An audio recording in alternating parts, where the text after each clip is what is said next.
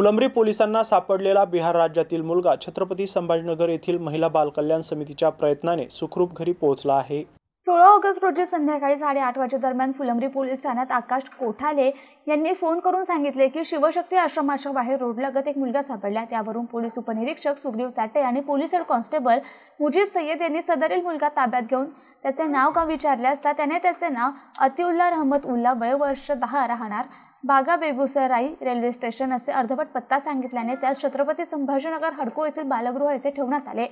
त्यानंतर छत्रपती संभाजीनगर महिला बालकल्याण समिती यांच्या मार्फत बिहार बेगुसराई येथील महिला बालकल्याण समितीला संपर्क साधून सदरील मुलाबाबत माहिती दिली असता बेगुसराई जिल्ह्यातील बागा येथील सरपंच आणि मुलाचे काका यांनी असे सांगितले की अतिउल्लाचे वडील रहमतुल्ला हे मागील 4 वर्षापासून छत्रपती संभाजीनगरच्या पुंडलिक नगर येथे राहतात। त्यांच्याशी संपर्क साधला असता मुलाच्या वडिलांनी सांगितले की तो चुकून फिरत चौका गाव येथे आला।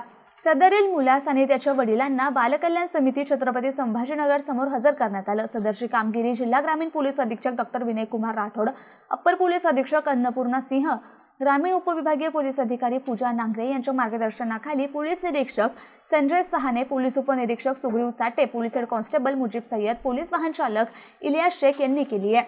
Mahavir Jaiswal, MCN news, Phulambri.